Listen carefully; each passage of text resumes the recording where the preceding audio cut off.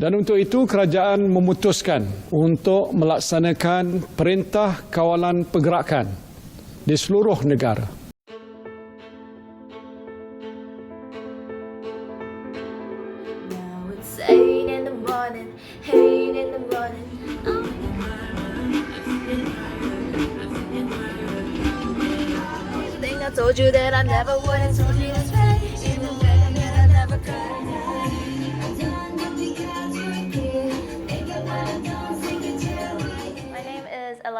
I'm also known as Elle. My name is Rina.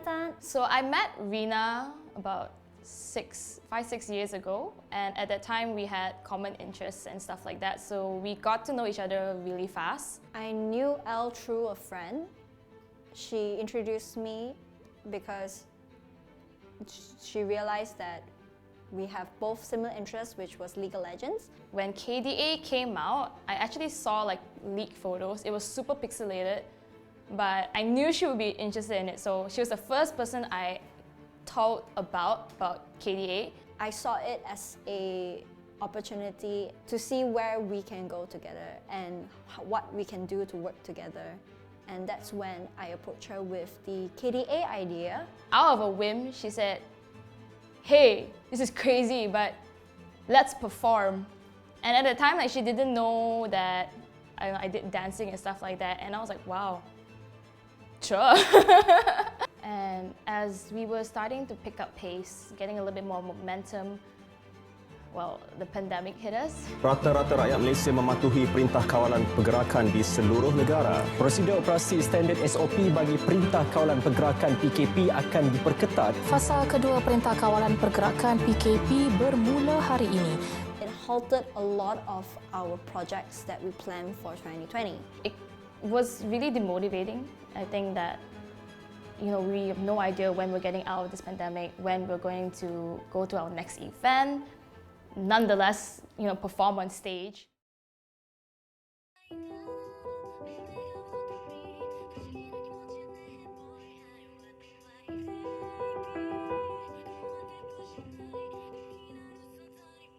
So Rina and I actually stayed together for about a year, and I really look back to those moments as one of like the happiest times because we were surrounded by music. Faster than before. Beaten tears and lovers cannot hold me back no more. I work alone. It's just all I'll ever know. And I remember all my childhood dreams. We just never stopped singing, and whenever I could, I would practice my dance as well. She's very optimistic, so she would usually be the one to look towards the future and, of course, find a glimmer of hope within people to say, hey, there's still time, we can do this. We have time on our hands, might as well use it to prepare, to get better, to do better, and of course to improve on your already set of skills that you have, which is singing and dancing. And so we did. We took 2 years to study vocals and to refine our dance. And of course a lot more in sense of like cosplay ability, photo shoots, photo editing, and much more skills that we initially thought that we would not be showing or using in the near future, because at that point of the 2 years of the pandemic, we didn't know how it would go. So the moment when the pandemic lifted up, Season 4 Otaku was one of the first events that we actually jumped in. So Elle suggested that we should revisit the idea of the group.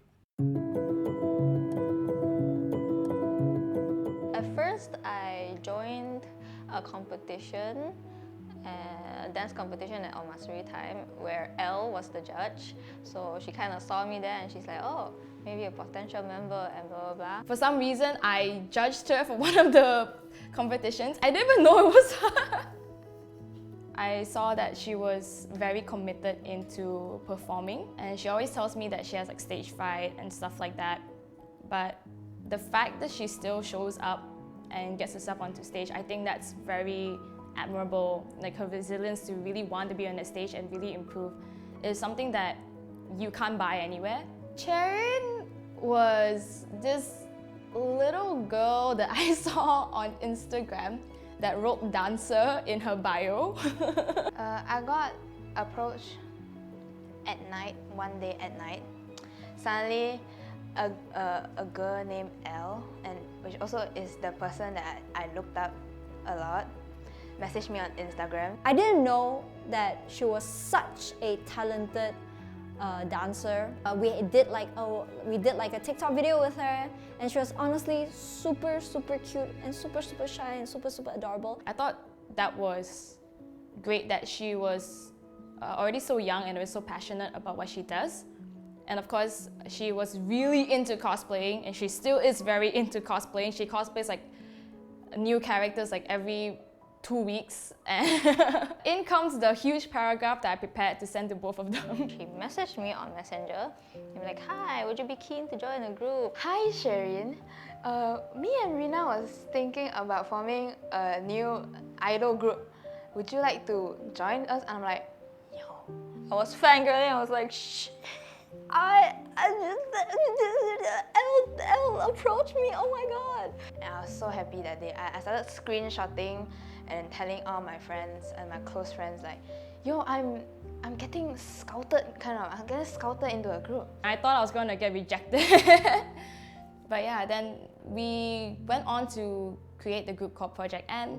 We performed at TechCC 2022, and when I asked them if they wanted to continue, because it was originally a one-time thing, they were not hesitant whatsoever. They were so down to be part of the group. So about a month passed by after the event, and I told them that I kind of have the vision of having 5 members, and since we wanted to do something that is vocal and dance, I kind of wanted to find someone that was more stable when it came to vocal, or at least had more of a pivot towards vocal.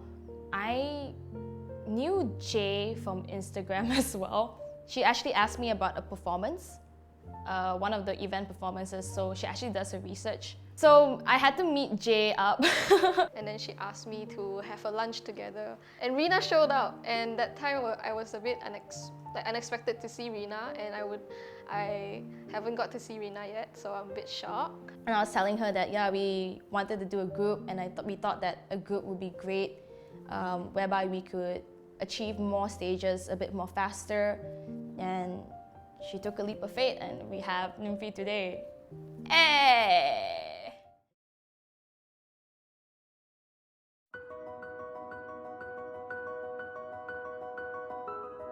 I'm a part of Teen Nymphie as their vocalist. I'm also the happy-go-lucky girl in Team Nymphie. I am mainly in charge of dance, vocal rap, and kind of the producer for Nymphie, I would say.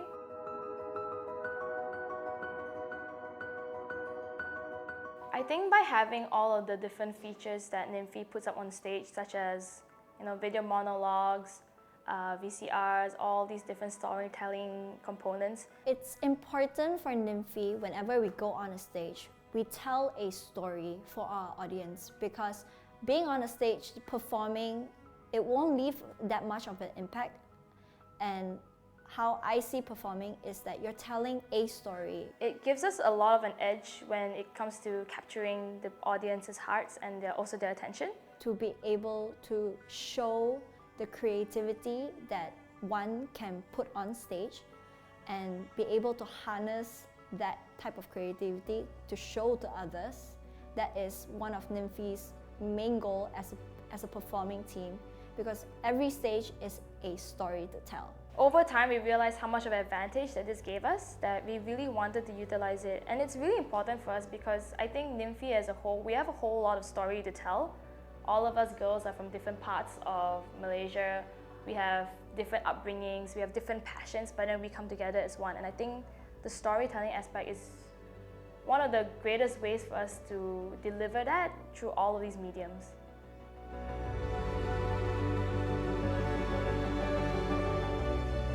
Usually the process goes from coming up with the idea And then we would also discuss it with our internal team, so people in the booth, boys and co, what is the best idea. And then we start channeling and narrowing down our ideas of like how we're going to deliver it. Who is best to create these sets? We have to go and find them. Project like these requires a lot of like assistance from other people, especially people who are specialized. And the ideation of how the concept theme is going to look like, colors and everything, so on and so forth, and also what merchandise is going to end up becoming, because that all affects how it's going to turn out.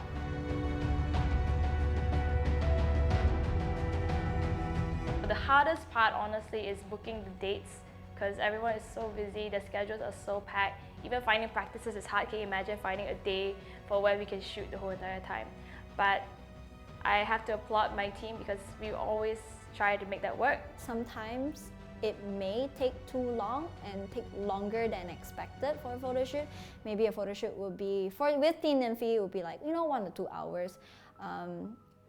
But schedule is somewhat tight most of the time with the girls and I, so we tend to go slightly overboard with the timing, like usual. Like I said before, it's mainly timing issues. So I think communication is also one of the things that we really try our best. We have 2 WhatsApp groups right now where we try to manage the managerial side and the conceptual ideation side. Planning wise, the team plans very well. The girls and I, we plan like quite detailed on like what we want to do, how we want to do it, and just generally how fast we can actually get it done. But it gets really chaotic because everything starts waterfalling when it gets towards the date itself. Like we try our best to plan ahead, but we can't exactly plan everything because there's so many factors that you think about, like not just what you put out as concept, but then who's going to make the costumes, who's going to source these costumes, what is the background sources,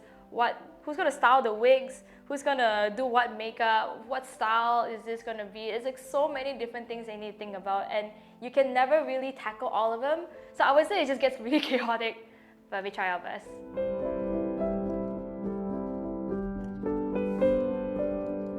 Most of the times the photo shoots are very interesting because I get very stressed out because I'm always thinking about, is the lighting set up? Is the crew ready? Are the girls ready? And I have to manage all these different expectations because I do feel sometimes like a one-man show. But I try to remind myself that I have a team with me who is trying to help me out. I enjoy the goofiness the girls and I have whenever, for example, one of the girls will be doing her solo shoots and we'll just be goofing around, just taking pictures, maybe listening to some music, doing some dance, maybe doing some practice as well, and just like mingling around and seeing what the other girls have like in mind.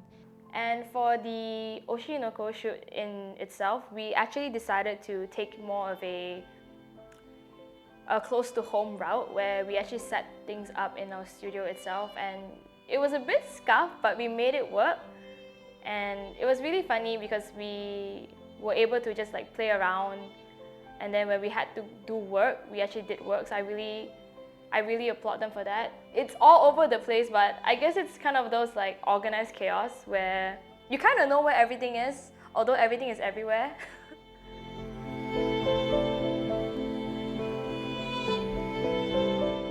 I think the next stage would be very interesting for symphonies because it's something that we have done a little bit but never really developed a whole concept around it. We're going to be able to give and show the full potential of both our singing and dancing on the stage for AMG. So this time around you can expect to see very innocent, a lot of synchronization within teamworks, and when we are dancing and singing at the same time, you can expect to see the storytelling come back into the stage itself.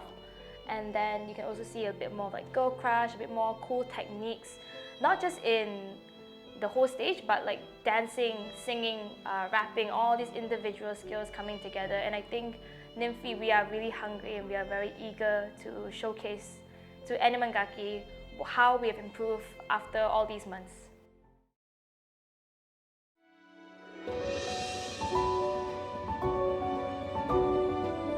Nymphie is called Nymphie because one of the things that we have in common is that all 5 of us are kind of dreamers looking towards the stars, and that's where we drew our first inspiration from. You know, we thought about galaxies and stuff like that. So the long story short is that we are derived from a cluster of stars called the Hyades, which is a mythology story about 5 sisterly nymphs, which has rainfall powers. But in general, I think we kind of fell in love with the idea that it has relation to stars, into, you know, shooting for something that you can never know if you're going to get it, and that it's also a story about sisters, which I think is very fitting because our first ever concept, you know, it started with Gotobun. We didn't know each other as much, but then we got close really quick, through thick and thin, and having this kind of bond is very similar to having, you know, sisters, right? Sisters that you may like, you may not like, but at the end of the day, you are stuck together.